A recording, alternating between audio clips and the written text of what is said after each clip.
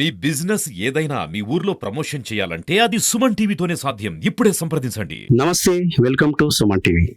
Present Nirmal లో ఉన్నటువంటి Dove old age home లో ఉన్నాము. అచేతనమైనటువంటి స్థితిలో, ఎవరు లేనటువంటి స్థితిలో, అందరూ ఉండి ఎవరికి ఎవరు కానటువంటి స్థితిలో, చేతగానటువంటి పరిస్థితులలో ఇప్పుడు ఈ కాలంలో మరి ఎవరికి ఎవరు తోడు అన్న నియమాన్ని పక్కన పెడితే ఇప్పుడు వృద్ధులు చాలా మంది ఇక్కడ ఆశ్రయం పొందుతా ఉన్నారు. అయితే ఇక్కడ ఒక సిస్టమేటిక్ గా చాలా పద్ధతి ప్రకారము జరుగుతా ఉన్నది. వీరి పోషణ కానివ్వండి, అలాగే వీళ్ళ బాగోగులు చూసుకోవడం కానివ్వండి, ఇట్లాంటి దినచర్య రోజువారీ కార్యక్రమం చాలా చక్కగా నిర్వర్తిస్తా ఉన్నారు. అయితే ఇక్కడ సుమారు 25 మంది వృద్ధులు ఆశ్రయం పొందుతున్నారు. మరి ఒకరికి ఒకరు తోడుగా, నీడగా, సరదాగా కాలక్షేపం చెప్పుకుంటూ, వాళ్ళు కబుర్లు చెప్పుకుంటూ, ఒకరినొకరు మేమున్నామన్న భరోసా కల్పిస్తూ మరి ఒక ఇంటి వాతావరణాన్ని అయితే ఇక్కడ కల్పిస్తా ఉన్నారు. మరి వీరికి ఉన్నటువంటి సాధక బాధకాలేంటి, మరి ఇక్కడ నిర్వాహకులు చేస్తున్నటువంటి గొప్పతనం, వారు చేస్తున్నటువంటి సేవలేంది, ఇవన్నీ తెలుసుకునేటువంటి ప్రయత్నం చేద్దాం. ఒక్కసారి లోపలికి వెళ్దాం రండి.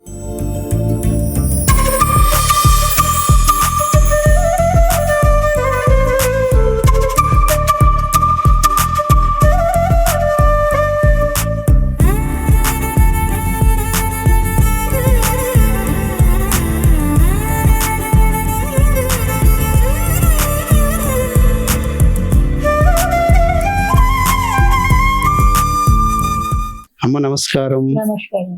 బాగున్నావా? బాగున్నా. మరి ఇక్కడ ఎన్ని సంవత్సరాలు అయింది మీరు ఇక్కడికి వచ్చి? వీళ్ళు బాగా చూసుకుంటున్నారని? బాగా 5 వచ్చినాను. 5 సంవత్సరాలు అవుతుంది. బాగా చూసుకున్నారు ఇల్లు. ఏం తక్కలేదు. బట్ట 3 పూటలు అన్నం. ఇక నాకు వనవాసంతో వచ్చిన సార్, నాకు ఎవరు లేరు, కొడుకు బిడ్డ అందరూ సరిపోయిండు. ఏ ఊరు? సొంత ఊరు ఎక్కడ? కుబీరవునా? ఎవరు లేరు. మరి ఎవరు తీసుకొచ్చిండ్రు ఇక్కడికి? సారు నేను అప్పుడు కరోనా వచ్చింది చూడు. రామ్ గారు. నేను ఈ సాయిబాబా గుడిలో ఉండి ఇంటి కల్లూరులో ఎవరు లేరు. ఇక అక్కడ తంచెలు తట పండుకుని సార్ ఎవరు చెప్పిండ్రు రామ్ సార్కు. అతడికి ఏం చెప్పినా తక్కని వచ్చి అమ్మ వీడు ఎందుకున్నా అని. నేనంటే నాకు ఎవరు లేరు సార్, నేను ఎటు రాలా, నాకు ఎటు పోకడ రాకడ ఎరకలేదు. నాకు ఊరు దాటి ఎప్పుడు బయటకు వెళ్ళలేదు. ఇప్పుడు బయటకు వెళ్ళలేదు సార్. నాకు ఎంబీడీలకు ఉండే. అయితే నీకేం చేసేదమ్మా రా అని రామ్ సార్ తోలుకొచ్చి నాకు కొడుకోలా ఆడుకుని ఆటిండు సార్. అయితే ఇక్కడ ఉన్నటువంటి వృద్ధులు, మీతో పాటుగా చాలా మంది వృద్ధులు ఉన్నారు కదా, ముసలి వాళ్ళు వాళ్ళతో మీతో మాట్లాడుతున్నప్పుడు, మీతో కలిసి ఉన్నప్పుడు ఎట్లా అనిపిస్తుంది మీకు? ఒక ఇంటి వాతావరణం లెక్క. నాకైతే ఎవరు లేరు. ఇక వీళ్ళతోటే కూడి కలిసి సంతోషంతో ఉంటాం.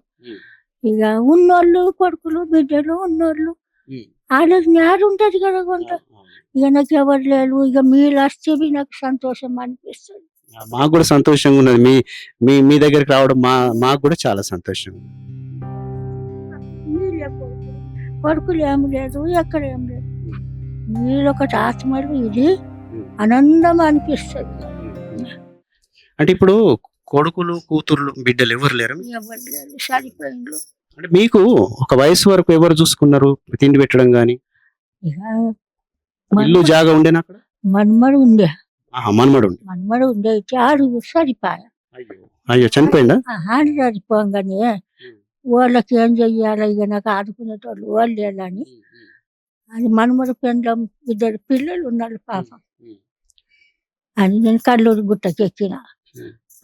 అంటే ఇప్పుడు మన్మడు భార్య మిమ్మల్ని ఆదరించలేదు? పోయింది దానికి. చిన్న పిల్లలు తల్లిగారింటికి తల్లిగారింటికి పోయింది. గాలి అంటే ఏం పడాలా అని నేను బతుకుతాను తెలియన. అయితే ఈ దాకా నాకు ఇదంతా చూపి ఆటిండు సంతోషం. రామ్ సార్ అక్కడికి వెళ్ళి ఇదంతా నాకు కలిగింది. ఎడిపోతుంటినో ఎండ్ల పడిపోతుంటినో తెల్లడిగా. అప్పుడు లాకేసేసింది. అంటే ఇప్పుడు ఎక్కడ నువ్వు ఏడుకోకుండా భగవంతుడి సేవలో కొన్ని రోజులు ఉన్నావు. అయితే చాలా మంది ఇప్పటి వాళ్ళు ఎట్లా అనుకుంటున్నారు, నాకు ఎవరు లేరు, నేను ఇంకా ఈ బతుకు ఎందుకు అని ధైర్యంగా నువ్వు ఇక్కడికి వచ్చినావు. అది అది గొప్పతనం, నీ గొప్పతనం. ఇక నాకు అంతే ఎప్పుడు పోయి నాకు దేవుడు కాదా పూజ చెయ్యాలి. ఇప్పుడు ఈడ లోపల నిత్య స్నానం చేస్తే ఎంత శాత కాదు. అవును, అసలు పూజ చేయకుండా ఏం ముట్టబట్ట కదా, చాయ్ కూడా తాగబట్ట. ఈ రామ్ సార్ అంటే రామ్ సార్ నా ఇది గొప్ప చెప్తాడు కానీ నాకు బతికిచ్చినోడు తండ్రి భగవంతుడు. రాములా అంటే బతికిచ్చిండు నాకు భగవంతుడు, అతడు ఒక్కటి. అయితే అట్లా అంత డాక్టర్లు అందరూ ఇట్లా వస్తుంటారు, అప్పుడప్పుడు వెళ్తూ ఆరోగ్యం చెకప్ చేస్తుంటారు. వస్తారు డాక్టర్లు, వస్తారు అరంకొక పాడు. అది మేడం వస్తే బీపీ చెకప్ అన్ని చెకప్ చేస్తారు. నీకు ఆరోగ్యం మంచిగా ఉంది కదా, ఏం ప్రాబ్లం లేవు ఆరోగ్యపరంగా? నాకు ఎట్లాను నైట్ అట్లనే వస్తైపోతుంది కానీ నాకు సార్ నమ్మడు. చూపించుకో ఎంత ఏమై లేకపోయి రాధబాయి అంటాడు, చూపిస్తుంది ఎంత నాకు అచ్చుకుంటాని పోతుంది. ఇది అయిపోయింది ఇక ఎట్లా అనిపిస్తుంది సార్? సో ఇది ఇక్కడ ఆశ్రయం పొందుతున్నటువంటి రాధాబాయి గారి పరిస్థితి. అయితే చాలా మంది వృద్ధులు ఇక్కడ ఆశ్రయం పొందుతా ఉన్నారు. ధైర్యంతో ఇక్కడ వాళ్ళు సంతోషంగా ఉన్నాము, ఒక ఫ్యామిలీ అట్మాస్ఫియర్లో ఉన్నాము, ఒక ఇంట్లో ఉన్నట్టుగానే అనిపిస్తుందని చెప్పి చెప్తా ఉన్నారు. మరి ఇక్కడ మిగతా వృద్ధుల గురించి కొన్ని వారి సమస్యలు తెలుసుకునేటువంటి ప్రయత్నం చేద్దాం. నమస్తే అండి. నమస్తే సార్, బాగున్నారా? బాగున్నాం సార్, బాగున్నాం సార్. ఎక్కడి నుంచి వచ్చారు మీరు? ఏ ఊరు నుంచి వచ్చారు? మెదక్ డిస్ట్రిక్ట్ నుంచి వచ్చిన సార్. మెదక్ డిస్ట్రిక్ట్ నుంచి వచ్చిన. అవును సార్, నేను ఆర్మీలో ఉండి నాగ్పూర్ నుండి ఇక్కడ దగ్గర తెలిసిందని వచ్చిన. నా పేరు కృష్ణారెడ్డి. కొన్ని ప్రాబ్లం వల్ల మా ఇంటి ప్రాబ్లం వల్ల తెలిసింది కాబట్టి సార్ దగ్గర వస్తే సార్ అక్సెప్ట్ చేసి నేను 1 year అయింది సార్ నేను వచ్చి. మీరు ఆర్మీలో పనిచేశారంటున్నారు కదా, మరి మీకు గవర్నమెంట్ పరంగా? నేను టోటలీ సర్వీస్ చేయలేదు సార్. మధ్యన ప్రాబ్లం వచ్చింది, హెల్త్ ప్రాబ్లం. కరోనాలో కొంచెం ప్రాబ్లం వచ్చింది ఫ్యామిలీలో. అందు గురించి పిల్లలతో పడి రాక ఇక్కడ రావాల్సి వచ్చింది. మీకు ఆల్రెడీ పిల్లలు ఉన్నారా? ఉన్నారు సార్, ఒక కొడుకు ఒక బిడ్డే. మా పాప ఇన్ఫోసిస్ లో పనిచేస్తుంది. ఇన్ఫోసిస్? అవును సార్, మంచి చదువుకున్నది స్వాతిరెడ్డి అని. మాకు అదే వాళ్ళకి పడిరాక మా మిస్సెస్ ని కోల్పోయినాం కరోనా కాబట్టి వాళ్ళకు మాకు సపరేట్ అయిపోయినాం సార్ మేము. అది సంగతి. మీ అబ్బాయి ఏం చేస్తాడు? మా అబ్బాయి ఢిల్లీ ఉంటుంది సార్, ఆర్మీ క్యాంటీన్ లో పనిచేస్తాడు. అతను కూడా రాడు సార్ ఇక్కడ. అదే ప్రాబ్లం వల్ల, ఫ్యామిలీ ప్రాబ్లం వల్ల దూరం అయిపోయినాం మేము. అది సంగతి సార్, ప్రాబ్లం వచ్చిన సంగతి అది. అయితే ఇక్కడ అంటే మీరు మీ అబ్బాయిని అటు ఉన్నత చదువులు చదివించారు, మీరు ఆయన ప్రయోజకుని చేశారు. మీ కోడలు ఒక ఇన్ఫోసిస్ కంపెనీలో ఇంజనీర్ కూతురు. అంత ఉన్నతమైనటువంటి స్థితిలో ఉండి కూడా వాళ్ళు ఆదరించకపోవడానికి మీకు కారణం అంటే డ్యూ టు మై వైఫ్. ఆమె కరోనా ప్రాబ్లం వచ్చింది. అయితే నువ్వు ఎందుకు రాలేదు, చూడలేదు అని మా మీద గోచం ప్రాబ్లం అన్నాడు, కోపం ఇద్దరికి. నువ్వు కాపాడుకోలేదు ఎందుకో, ఇది చేయలేదు అందుకని చెప్పింది సార్. ఎవరు కరోనా వల్ల? మా మిసెస్ చనిపోయారా? అవును సార్. అందుకు దాని గురించి ఇట్లా ఇద్దరు కొట్లాటలు అయ్యి, అంటే ఇప్పుడు కరోనా వల్ల చాలా మంది చనిపోవడం జరిగింది, దానికి మీరు బాధ్యులు ఒప్పుకుంటలేరు కదా సార్. వాళ్ళు పెద్దగా అయింది కదా, వాళ్ళకి ఏం చెప్పాలి నేను? ఇప్పుడు నేను ఏమన్నా చెప్తే ఇంట్లో ఉండగా ఆమె అక్కడ వెళ్ళిపోయింది, నేను ఇక్కడ వెళ్ళిపోయాడు. ఇల్లు ఉందా అంతా ఆమె వేసుకుంటాం, నువ్వు ఉండొద్దు నా దగ్గర, మేము నీ దగ్గర ఉండం, మా అమ్మ ఇట్లా చేసినా అని చెప్పేసి సపరేట్. స్థానిక పోలీస్ స్టేషన్ లో గానీ మీరు అట్లా? నేను ఆర్మీ అని, నేను చదువుకు educated. I report to police station also. Even మా దగ్గర లీడర్ కూడా చెప్పి, మా దామోదర్ రాజనరసింహ ఉన్న మా దగ్గర, ఆయన కూడా చెప్పా కానీ వాళ్ళు పట్టించుకోలేదు సార్. సార్ ఇక్కడ ఎట్లుంది సార్ మీ వాతావరణం, ఇక్కడ పరిస్థితి? 1 year అయింది. ఆయన Ramu sir is very great. Is accept చేసి నా దగ్గర ఉంచిండు. ఆయన 1 year నుంచి బాగా చూసుకుంటున్నాడు. No problem sir. మా దగ్గర ప్రాబ్లమ్ తిండికి కానీ ఏది కానీ దేని ప్రాబ్లం లేదు.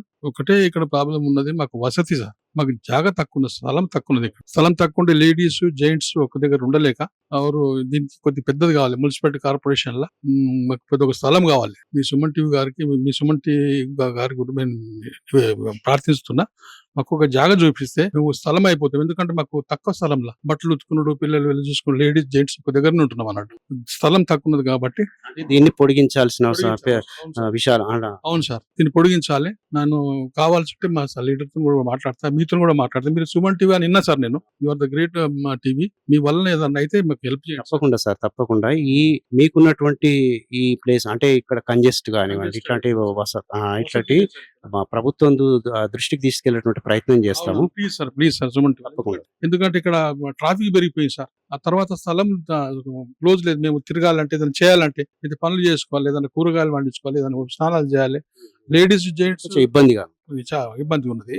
ఈ ఇబ్బందితో మేము వేరు కోఆపరేట్ చేయాలి కదా వాళ్ళకి. తిండి గిండి కానీ management is very nice. Ramu sir is very good personality. Management చాలా మంచిగా చేస్తాడు. ఎంత బాధకరమైన బాధ మీకు ఒక ఇంట్లో ఉన్నటువంటి అట్మాస్ఫియర్. ఎస్ పొద్దున మాకు వాకింగ్ గానీ ఎవరికి కూడా కోపం కాకుండా అందరినీ తీసుకొని నడుస్తుంది. Very nice. వాకింగ్ అవన్నీ చేస్తూ ఉంటారా? ఏమంటే మాకు పొద్దున్న బీపీ చూసుకుంటారు. బీపీ పెరుగుతుంది, కృష్ణారెడ్డి ఇట్లా చేయాలి అట్లా అని చెప్తుంటారు. ఇక్కడ వద్దు అక్కడ వద్దు అని చెప్తుంటాడు. సార్ చివరి ఒక్కటి, ఇప్పుడు మీ బాబు మిమ్మల్ని వదిలిపెట్టి 1 year అయింది అంటున్నారు కదా, 1 year దాటిపోయింది. మరి ఇప్పటి వరకు కానీ ఫోన్ చేయడం కానీ మీ కూతురు ఫోన్ చేయడం మాకు ఫోన్ నెంబర్ తీసుకున్నా, ఆమె అది కూడా తీసుకున్నా సార్, అది ఫోన్ చేస్తలేదు. ఇక ఇంతవరకు ఒక్కసారి కూడా ఫోన్ చేయలేదు. నేను చేస్తున్నా, నాకు నంబర్లు ఉన్నాయి అందరు. ఆమె స్వాతిరెడ్డి ఇన్ఫోసిస్ ఆమె కూడా నంబర్ ఉన్నది. ఆమె NRI తో ఏదో చేసుకొని క్రిస్టియన్ లాగా చేసుకొని వెళ్ళిపోయింది, కన్వర్టెడ్ అయిపోయింది. అందు గురించి కొద్దిగా ప్రాబ్లం వచ్చింది సార్. నేను వేరే కూడా చెప్పిన, ఇక దానికి ఫ్యామిలీ ప్రాబ్లంలో చెప్పుకుంటే మాకే మంచిగా అనిపించేది. ఏదైనా భూమి పంచాది మనం మనం కొట్లాడుకోవచ్చు, కానీ ఇంట్లో ప్రాబ్లం వీళ్ళకి చెప్పలేకుండా అయిపోయినాం సార్. కానీ ఆ బాధలో the management of this Ramu sir ఆయన చాలా హెల్ప్ చేసి నన్ను తీసుకున్నాడు సార్. 1 year అయిందని, జూలై అయింది. ఏ బాధ లేకుండా కృష్ణారెడ్డి. ఇది ఇక్కడ ఉన్నటువంటి కృష్ణారెడ్డి గారి పరిస్థితి. అందరూ ఉండి అనాథలు అయితే కొందరు, లేని వాళ్ళు కొందరు. అంటే ఇక్కడ ఒక బాధ్యత అవుతున్నటువంటి చిన్నప్పటి నుంచి కూతుర్ని కొడుకుని ఒక ప్రయోజకుల్ని చేసిన తర్వాత కూడా ఇవాళ వాళ్ళు మంచి పొజిషన్ లో ఉండి కూడా ఇవాళ తల్లిదండ్రులను పట్టించుకునేటువంటి పరిస్థితిలో ఉన్నారు.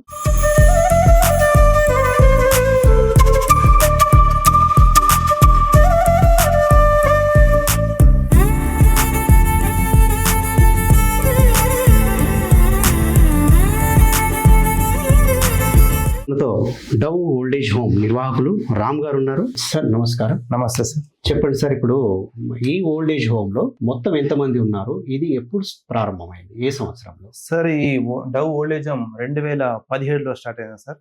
సో దీని కెపాసిటీ వచ్చేసి 25 members. ప్రస్తుతం కూడా 25 మంది ఉన్నారు సార్. అందులో 19 members మహిళలు ఉన్నారు, మిగతా 6 మంది మగవాళ్ళు ఉన్నారు సార్. ఓకే, అయితే ఇప్పుడు వచ్చినటువంటి వృద్ధులు అంటే వీళ్ళకు ఎవరు లేకుండా వచ్చారా, లేదంటే కొడుకులు కూతుళ్ళు వీళ్ళంతా ఉండి వారి దగ్గరుండి ఇక్కడ ఓల్డేజ్ హోమ్స్ లో జాయిన్ చేయించడం? కొన్ని ఓల్డేజ్ హోమ్స్ లో ఎట్లా ఉంటుందంటే భార్య భర్త అంటే ఇద్దరు కొడుకులు కోడళ్ళు వాళ్ళు జాబ్ చేసుకోవడం, బయట ఏదైనా బిజినెస్ చేసుకోవడం, ఈ వృద్ధులను చూసుకోలేనటువంటి టైంలో వీళ్ళు ఏం చేస్తారంటే సిటీలో జనరల్గా, అయితే వీళ్ళు ఏం చేస్తారంటే కొన్ని ఓల్డేజ్ హోమ్స్ ఉంటాయి, అవి కమర్షియల్ ఓల్డేజ్ హోమ్స్. అంటే వాళ్ళతోని ఫుడ్ పెట్టడం చేత అంటే కావడం లేదు అని చెప్పి, లేదంటే వాళ్ళు బిజీగా ఉండి కొందరు ఏమంటే వాళ్ళను ఓల్డేజ్ హోమ్ లో జాయిన్ చేస్తారు. దానికి దీనికి వ్యత్యాసం ఏమైనా ఉందా? ఇక్కడ ఉన్నటువంటి వృద్ధులకు ఎవరైనా ఉన్నారా బంధువులు? సార్ ఇక్కడ వచ్చేసేసి దాదాపుగా పిల్లలు లేని వాళ్ళు చాలా మంది పిల్లలు లేని వాళ్ళు ఉన్నారు సార్. నెక్స్ట్ వచ్చేసరికి ఇక్కడ ఒక కొడుకు లేని వాళ్ళు, అంటే కేవలం ఒక కూతురు ఉన్నప్పుడు ఆ కూతురే ఇక్కడ జాయిన్ చేసిన సందర్భాలు. సో కొందరు పిల్లలు లేని వాళ్ళు ఎవరైతే ఉన్నారో వాళ్ళని ఏదంటే ఎవరైనా సోషల్ వర్కర్స్ కానీ ఎవరైనా సామాజిక సేవ చేసేవారని వాళ్ళు తీసుకొచ్చి ఇక్కడ వాళ్ళని జాయిన్ చేస్తారు సార్. ఇక మూడో వ్యక్తుల రకం వచ్చేసరికి కొడుకులుండి కూడా సరిగా చూసుకోకపోవడం వల్ల అలాంటి వ్యక్తులు ఒక 3-4 persons మాత్రమే ఉన్నారు సార్. అంటే కొడుకులుండి కూతుళ్ళుండి కూడా వాళ్ళు తీసుకొచ్చి జాయిన్ చేయడం అనేది ఇక్కడ. అంటే మీరు తీసుకొచ్చినప్పుడు మరి వాళ్ళ నుంచి అంటే వాళ్ళ బాధ్యత యాక్చువల్లీ కొడుకుల బాధ్యత కూతుళ్ళ బాధ్యత చూసుకోవాల్సిన బాధ్యత.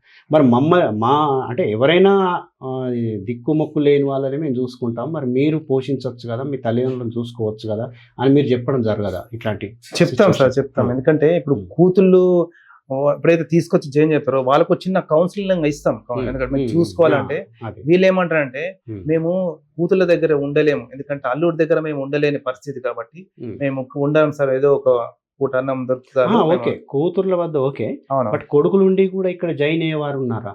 అవును సార్, ఉన్నారు.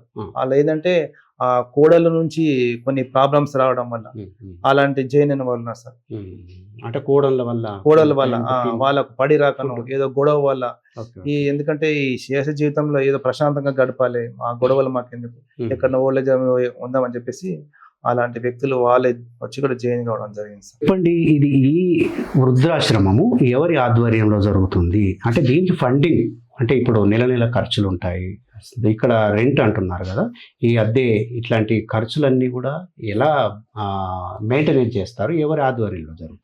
సో దీనికి ఫండింగ్ వచ్చేసి minister of social justice and empowerment వారి ఆధ్వర్యంలో, వారి సహకారంతో ఈ వృద్ధాశ్రమం అనేది రన్ కావడం జరుగుతుంది సార్. అది ఫండింగ్ అనేసి దాదాపు 6 months అట్లా ఇయర్లీ ఒకసారి మాత్రమే వస్తాయి సార్. సార్ ఇప్పుడు చాలా మంది రోడ్ల మీద తిరుగుతూ ఉంటారు, మనకు యాచిస్తూ ఉంటారు, అంటే భిక్షాటన చేస్తూ చాలా మంది వృద్ధులు కనిపిస్తూ ఉంటారు. వాళ్ళని చూస్తే మనకు ఒక రకమైనటువంటి బాధ కలుగుతుంది. వీళ్ళని ఎక్కడైనా ఓల్డ్ ఏజ్ హోమ్లో చేర్పిద్దామా అన్న ఆలోచన కూడా కలుగుతుంది. అయితే వీళ్ళను తీసుకునేటువంటి మీ వృద్ధాశ్రమంలో తీసుకునేటువంటి ఆలోచన ఏమైనా ఉంటుందా? అయితే ఎంత వయసు పరిమితి ఉండాలి తీసుకోవడానికి? ఈ వృద్ధాశ్రమంలో జాయిన్ కావడానికి వయో పరిమితి వచ్చేసరికి 60 సంవత్సరాలు ఉండాలి. అలాంటి వ్యక్తులను తీసుకుంటాము. ప్లస్ దీని కెపాసిటీ 25 మెంబర్సే కాబట్టి ఆ కెపాసిటీ నుంచి తీసుకోవడం జరగదు. సో ఎలాంటి వాళ్ళని కూడా కష్టం అవుతుంది. కెపాసిటీ ఒకవేళ ఎక్కువ ఉంటే ఎలాంటి వ్యక్తులను కూడా తీసుకోవడానికి కూడా మాకు ఛాయిస్ ఉంటుంది. ఇప్పుడు ఈ వృద్ధాశ్రమము అంటే వృద్ధులు పిల్లలతో సమానం అంటారు. కొన్ని చిన్న చిన్న వాళ్ళు తప్పటి అడుగులు అంటే ఏదైనా జారిపోవడం కానీ అంటే ఇప్పుడు కొన్ని జరుగుతూ ఉంటాయి. అది మీరు చాలా మనస్ఫూర్తిగా ఒక చిన్న పిల్లలకు సేవ చేసినట్టుగా మీరు సేవ చేస్తున్నారు. అయితే దీని పర్యవేక్షణ మంత్లీ పర్యవేక్షణ నెలకు కానీ పర్యవేక్షిస్తుంటారా? ఎవరైనా వస్తూ ఉంటారా? అవును సార్, ఇక్కడ వచ్చేసరికి మాకు మంత్లీ మాకు ఎక్స్పెండిచర్ మేము ఒక 40,000 వరకు ఉంటుంది. మాకు దీని ఇన్ఛార్జి ఆదిలాబాద్ ఉంటాడు సార్, దాన్ని మంత్లీ వచ్చి చూసుకోవడం జరుగుతుంది. ఏం పేరు అంటారా సార్? దేవేందర్ సార్ పేరు.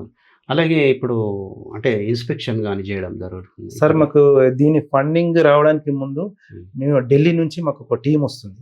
ఆ టీం వచ్చి ఇక్కడ సంబంధించిన ఫెసిలిటీస్ కానీ A to Z ఏ విధంగా ఉన్నాయి టోటల్ ఇంక్లూడింగ్ ఫొటోస్తో సహా తీసుకొని వాళ్ళు ఇక్కడ ఏ విధంగా మొత్తం రికార్డ్స్ అన్ని పరిశీలించి సో గవర్నమెంట్ ఆఫ్ ఇండియాకు వాళ్ళు పంపడం జరుగుతుంది. సో తర్వాత ఒక 2-3 months తర్వాత వాళ్ళు మాకు ఫండింగ్ అనేది రిలీజ్ చేయడం జరుగుతుంది. ఓకే, ఇప్పుడు 25 మంది ఉన్నారు ఇక్కడ ప్రతిరోజు అటెండెన్స్ తీసుకుంటారు? Compulsory sir, attendance compulsory.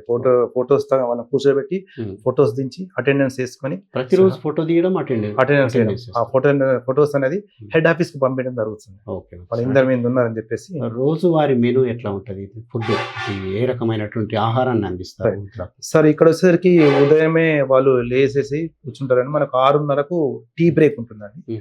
So 8:30 మనకు బ్రేక్ఫాస్ట్, రోజు ఒక రకమైన టిఫిన్ పెడతారు. సో 12:30 మనకు లంచ్ ఉంటుందండి. సో 4:30 స్నాక్స్, టీ బిస్కెట్స్ కానీ ఉంటుందండి. మళ్ళీ తిరిగి 7:30 డిన్నర్ తో పూర్తి అయిపోయింది. సో ఈవినింగ్ టైంలో ఏదంటే వాళ్ళకు యాక్టివ్గా ఉండడానికి చిన్న ఏంటంటే ఒక యోగా కానీ మెడిటేషన్ క్లాస్ కానీ ఒక 1/2 hour కూడా కండక్ట్ చేయడం అవుతుంది. యాక్టివ్ ఉండడానికి యోగా మెడిటేషన్ కూడా దీనికి స్పెషలిస్ట్ లెవెల్ ఉన్నస్తుంటారు. ఇక్కడ ఒకతను యోగా చేసే మాస్టర్ వచ్చిస్తారు. టైంలో మేము కూడా మాకు అనుభవం ఉన్నది కాబట్టి సో మేము చిన్న కార్యక్రమం మెడిటేషన్స్ కానీ అవి మాకు కూడా యోగాలో కొంచెం శిశుమందులో చదువుకోవడం వల్ల మేము కూడా యోగా కానీ సూర్య నమస్కారం అవన్నీ కూడా మాకు వచ్చింది అని లేని టైంలో మేము కూడా చేయిస్తామండి. ఇప్పుడు వృద్ధులకి ఆరోగ్య సమస్యలు దాదాపు వెంటాడుతూ ఉంటాయి. అంటే ఒక దశ దాటిన తర్వాత 60 సంవత్సరాలు దాటిన తర్వాత అనారోగ్య సమస్యలు అనేవి చాలా వరకు ఉంటాయి. సరే, ఇప్పుడు వీళ్ళకి చెకప్ అనేది జరుగుతూ ఉంటుంది.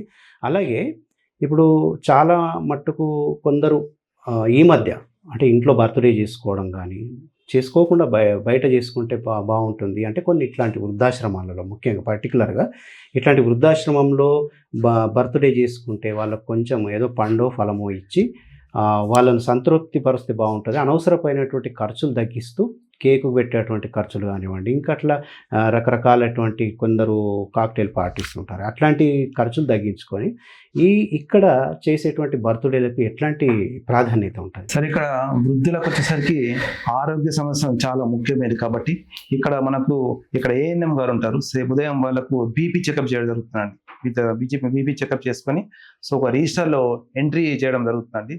తర్వాత వారానికి ఒకసారి వచ్చేసరికి మాకు 1-2 సార్లు మనకు MD సార్ వస్తారు, డాక్టర్ కూడా వాళ్ళు వచ్చేసి మనకు హెల్త్కి సంబంధించిన ఏమైనా ప్రాబ్లమ్స్ ఉంటే వాళ్ళు మామూలుగా ప్రిస్క్రిప్షన్ రాసి వెళ్ళడం జరుగుతుంది. ఆ విధంగా వాళ్ళకు ప్రతిరోజు ఆరోగ్యం చాలా జాగ్రత్త వహించడం జరుగుతుంది ప్రతి విషయంలో.